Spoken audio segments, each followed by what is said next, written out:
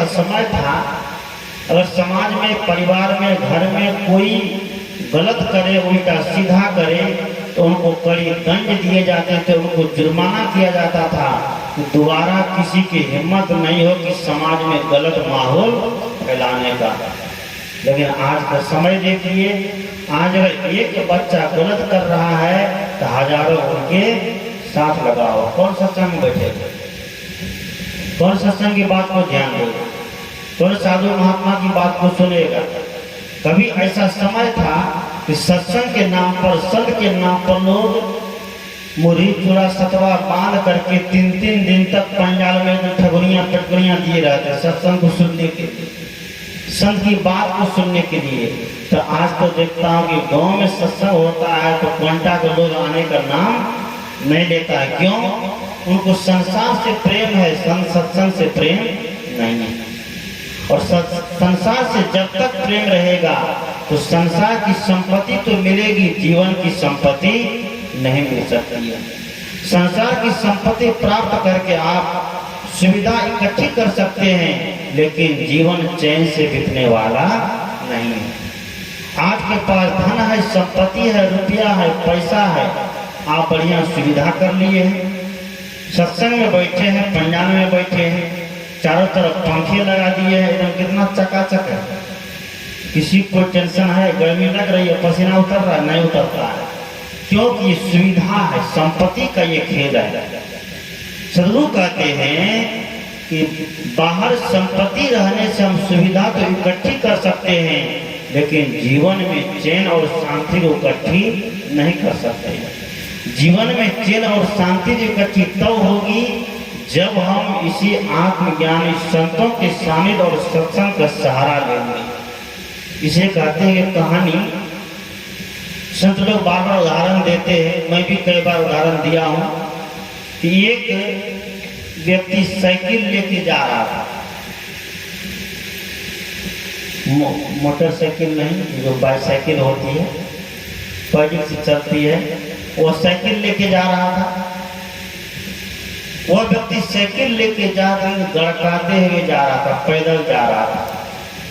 कुछ दूर गया, यहाँ से मान लीजिए कि दार चौक पर गया, या नहीं तो कौन बाड़ी, मोराबाड़ी तक गया। वहाँ एक व्यक्ति मिल गया, एक महात्मा मिल गया। उसने पूछा कि साइकिल तो ले जा रहे हो, चढ़ के जाओ, जल्दी पहुँच जाओगे, कहाँ जा? त्रिवेणीगंज जाते हैं। तो त्रिवेणीगंज जाना है, जब साथ में साइकिल है, गड़काते हुए जाएगा तो उसको दिमाग से पैदल आदमी कहेगा, ये तो पैदल तो जा ही रहा है और दिमाग से पैदल का रहा है। एक महात्मा ने मिल गया, कहा कि देखो साइकिल तो साथ में है तो गड़काते क्यों जा रहे, चढ़ के जाओ। कहा कि हमारी साइकिल हमारा मन, हमको जो होगा हम वो करेंगे। कहा ना कि आदमी मनमुखी हो गया लेकिन गुरुमुखी नहीं हुआ। उसने कहा कि मेरा मन का ठीक है, तुम्हारा ही मन है, लेकिन कुछ प्रश्न का उत्तर दो। है क्या साइकिल में पैडल नहीं है? क्या पैडल भी है? तो साइकिल में सीट नहीं है? क्या सीट भी है? तो साइकिल में रिंग नहीं है? क्या रिंग भी है? हैंडल तो हैंडल भी है, घंटी तो घंटी भी है, तो ब्रेक भी है। साइकिल में सब कुछ है। स्पोर्ट भी तंदुरुस्त है। बॉल बेरिंग भी नया है, तो चकाचक कल साइकिल कसाए है। तो जब कल ही साइकिल कसाए और हर चीज साइकिल की नई है, तो चढ़ करके फिर चला करके क्यों नहीं जाते हो? उस साइकिल वाला ने कहा कि क्या कहें कि साइकिल में चेन ही नहीं है। क्या नहीं है? साइकिल में चेन नहीं है। पैडल हो, हैंडल हो, घंटी हो, रिम हो, स्पोर्ट हो, सीट हो, सब कुछ हो, ब्रेक हो, हर चीज साइकिल का तंदुरुस्त हो। और साइकिल में अगर चेन नहीं हो तो साइकिल नहीं चलेगी। क्या चलेगी? नहीं चल सकती, तो उसको गड़का कर ही जाना पड़ेगा। सदगुरु कहते हैं ठीक आज उसी तरह हमारे जीवन में सब कुछ है, हमारे घर में सब कुछ है, सारी सुविधा है। सुंदर बच्चे हैं, सुंदर पत्नी है, सुंदर पति है, सुंदर बेटा है, सुंदर बेटी है, सुंदर घर है, सुंदर मकान है, सुंदर दुकान है, सुंदर दरवाजे है, सुंदर फुलवारी है, सुंदर गार्डन है, सुंदर गाड़ी है। सब कुछ सुंदर होने के बाद जीवन में क्या है? चैन नहीं है, जीवन में शांति नहीं है। सब कुछ होने के बाद अगर मन में शांति नहीं है, जीवन में शांति नहीं है, तो साधु कहते हैं कि फिर ये जीवन क्या है? बेचैन है। इस जीवन को फिर प्राप्त करना कोई हमें फायदा नहीं हुआ। जिस मनुष्य के जीवन को इतना सुंदर जीवन कहा गया है, गोस्वामी तुलसी की भाषा में कहें तो बड़े भाग मानुष तन पावा। सदगुरु कबीर की भाषा में कहें तो मानुष जन्म दुर्लभ है, पोहरी में धूजी बार। अब पक्का फल जो गिर पड़ा तो पोहरी में लागे डार। कि मनुष्य का जन्म बड़ा दुर्लभ से मिलता है। ये जीव बहुत पुराना है, इसको नया हम नहीं कह सकते। ये जीव बहुत पुराना, इसको नया नहीं कह सकते हैं। लेकिन ये नए नए शरीर को धारण करता है। कभी मनुष्य शरीर को धारण करता है, कभी पशु शरीर को, कभी पक्षी को, कभी अंडज को, कभी पिंडज को, कभी कुछ को, कभी कुछ, कभी कीड़ा, कभी मकोड़ा। इसी तरह धारण करते करते यहाँ पर कहते हैं कि 84 लाख योनि तैयार हो गए। उन 84 लाखों में मनुष्य को सबसे पहले सबसे सर्वश्रेष्ठ कहा गया है। आज कुछ लोग कहते हैं कि मनुष्य तो कुछ नहीं है, जो कुछ भी है कौन है? भगवान ही सब कुछ है। कहते हैं आज भगवान ही सब कुछ है। विचार करिए, कबीर साहब ने कहा कि करो विचार तो सब दुख जाई।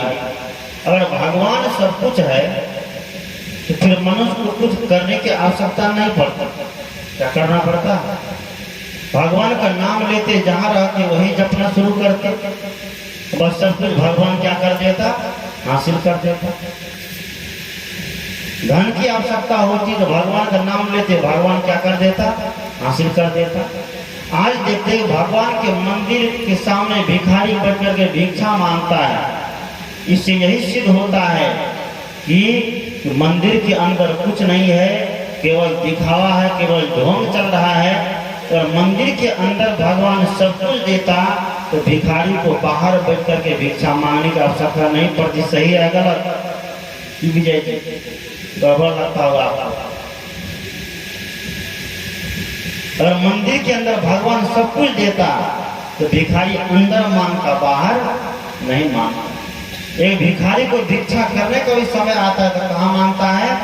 मनुष्य मांगता है। इसलिए हमारे नीतिकार ने कहा गुह्यम ब्रह्म तदिदम ब्रवीमि नहीं मानुषात् श्रेष्ठतम ही किंचित। कि मैं एक गोपनीय बात बताता हूँ, तो दुनिया में मनुष्य से बड़ा और कोई नहीं। मेरे जीवन की घटना है। अब बचपन में तो उतना ज्ञान रहता नहीं है, बचपन की बात है। जिस समय मैं पढ़ता था उस समय पढ़ने वाले विद्यार्थी सरस्वती माई की पूजा ज्यादा करते हैं। आप भी किए होंगे। पढ़ने वाले विद्यार्थी सरस्वती माई की पूजा ज्यादा करते हैं। देखा देखी देखा सुनी तो मैं भी जब सरस्वती माई का पूजा आया, कब आता है? बसंत पंचमी। कौन महीना में? माघ में। नहीं, माघ में, माघ की पूर्णिमा में, माघ में, पंचमी में। तो बसंत पंचमी के दिन सब जगह थान पर सरस्वती माई का फोटो लगा, मूर्ति लगाई जाती है, पूजा होती है।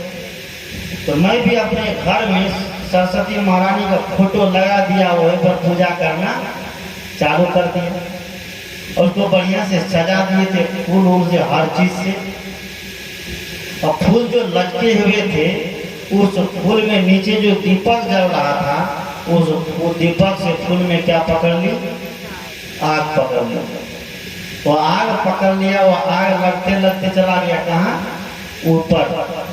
ऊपर जब आग गई तो ध्यान नहीं दिए कि आग कहाँ गई है। आग ऊपर जाकर के लग गई घर, पूरा धुआं होने लग गया। बाहर के सब लोग देखा, दौड़े दौड़े आया आग को बुझाया, हर चीज जा करके सब कुछ को ठीक ठाक किया। जब ये घटना घट गई, आग लग गई घर में, सब कुछ हो गया, तब उस दिन मेरे मन में विचार आया कि जिस सरस्वती माई की पूजा हम कर रहे हैं आज, वह जब अपने घर की रक्षा नहीं कर पाई, जिस जगह में उनकी पूजा हो रही है, जब वो अपने निवास की रक्षा नहीं कर पाई, उनके रहते हुए उनके घर में आग लग गई, जो खुद अपने घर की रक्षा नहीं कर पाई, तो वो क्या मेरी रक्षा कर सकती है?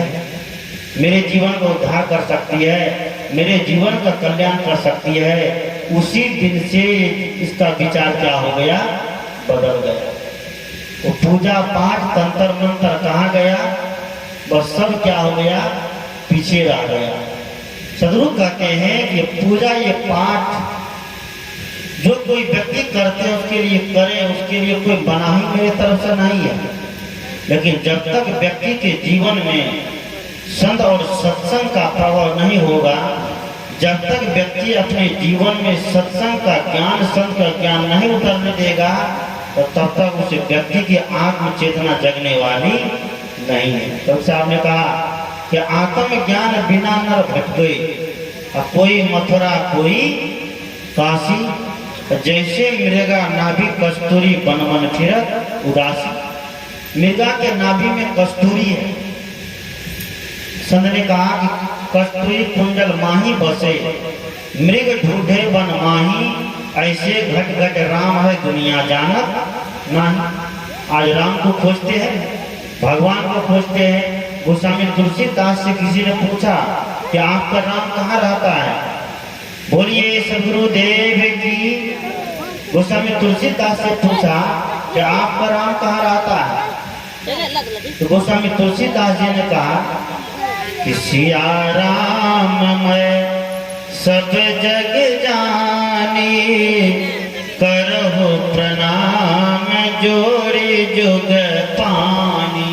क्या कि सीता और राम ये पूरी दुनिया को मैं मानता हूँ। राम कोई मंदिर में नहीं है, राम कोई मूर्ति में नहीं है। जितने प्राणी बैठे, चाहे स्त्री हो चाहे वो पुरुष हो, वो सब क्या है, राममय है। सिया राम मैं सब जग जानी। जब सिया, सीता और राम सब पूरी दुनिया को देखने लग गए, तो हुआ क्या, व्यवहार पक्ष में तो करहु प्रणाम जोड़ी जुग पानी। तो दोनों हाथ जुड़ करके उनका प्रणाम करने लग गए, उनको श्रद्धा से नतमस्तक हो गए, उनको श्रद्धा से सिर झुकाने लग गए। कबीर साहब से पूछे कि आपका भगवान कहाँ रहता है? कबीर साहब तो इसमें पारंगत है कहने में। कबीर साहब ने कहा कि सब घट मेरो साइया। साइया मतलब भगवान साई। सब घट मेरो साइया, सुनी सेज न कोई, बलिहारी ता घट की जागट प्रगट होई। सदगुरु कहते हैं कि सबके घट में मेरे साई है, सबके घट में श्री राम है, सबके घट में परमात्मा है, लेकिन महत्व उसका है, वैल्यू उसका है, पूजा उनकी है जिसने अपने परमात्मा को जगा लिया, जिसने अपने परमात्मा को चेता लिया, जिसने अपने परमात्मा को उद्घाटित कर लिया है, उनका सबसे ज्यादा महत्व है। मनुष्य तो दुनिया में सब है ना, कोई मांस खाता है, कोई मछली खाता है, कोई शराब पी करके एकदम धुत रहता है, कोई चोरी करता है, कोई बेईमानी करता है, कोई बदमाशी करता है, कोई व्यभिचार करता है, कोई छिनरपन करता है, गलत गलत इतने अनैतिक कर्म मनुष्य करता है। मनुष्य होकर के भी अगर वो अनैतिक कर्म कर रहा है, तो संत की भाषा में कहते हैं कि वो मनुष्य कहलाने के अधिकारी नहीं है। कवि साहब ने कहा कि मनुष्य केरी खोलनी ओढ़ फिरत है बैल, तब तो वह मनुष्य के रूप में क्या है, सीधा बैल है। जिसे बैल को कोल्हू का बैल कहा जाता है, कोल्हू में बैल को जोड़ा जाता है। अब तो वह कोल्हू नहीं है। आप लोग शायद देखे होंगे, हमारे बाबा लोग देखे होंगे, हम लोगों का जमाना नहीं रहा वो सब देखने का।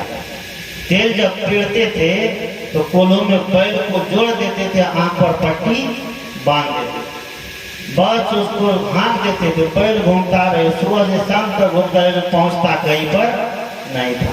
आज वही दशा हम मनुष्य की है।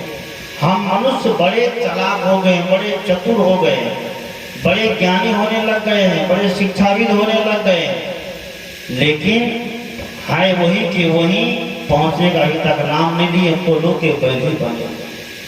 इसलिए सदगुरु कहते हैं हम मानव है, मानव का प्रथम कर्तव्य है कि संत सदगुरु के सानिध्य में जाकर के गुरुमुखी बनिए, मनमुखी नहीं। मनमुखी व्यक्ति सब जगह दुख पाता है। कबीर साहब ने कहा, कबीर मन तो एक है, भावे तहाँ लगा,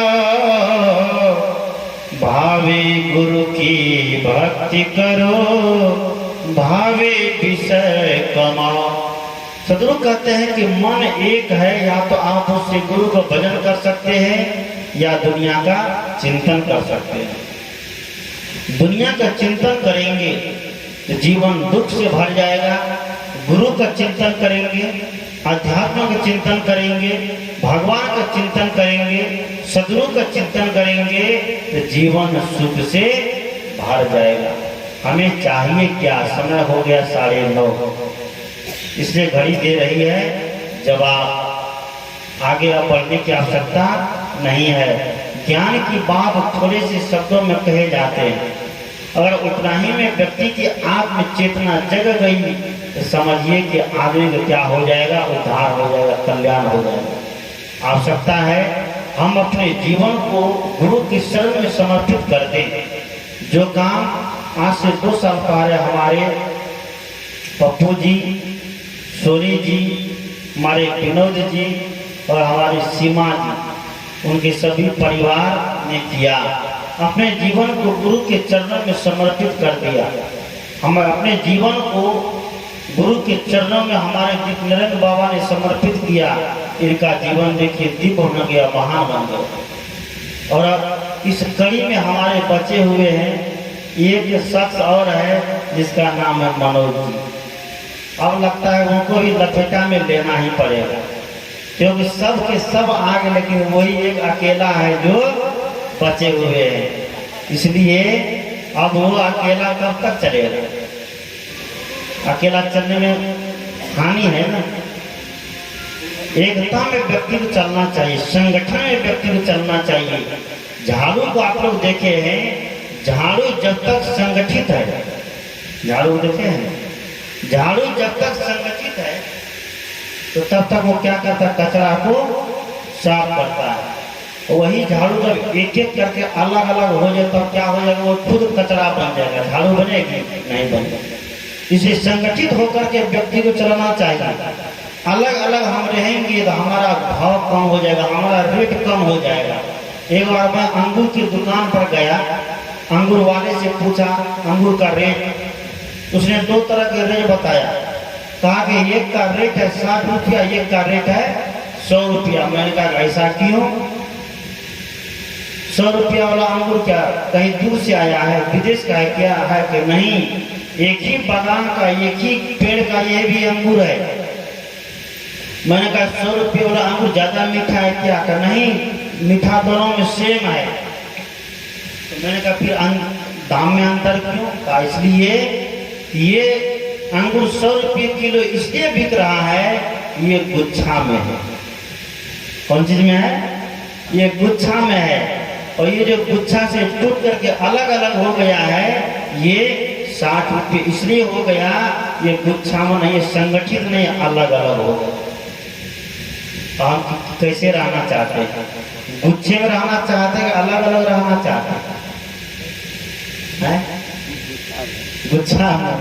गुच्छा में रहिएगा तो भाव बढ़ जाएगा, दाम बढ़ जाएगा, ज्यादा दाम मिलेगा। इसलिए अपना भाव बढ़ाइए, अपना दाम बढ़ाइए। तो अपना दाम कैसे बढ़ेगा? जब संत सदगुरु के सानिध्य में जाएंगे, शरण में जाएंगे। आज मक्का बिकने का समय है। मक्का जब तक पैकार के हाथ में नहीं जाएगा तो उसका दाम बढ़ेगा नहीं, उसका दाम नहीं लगेगा।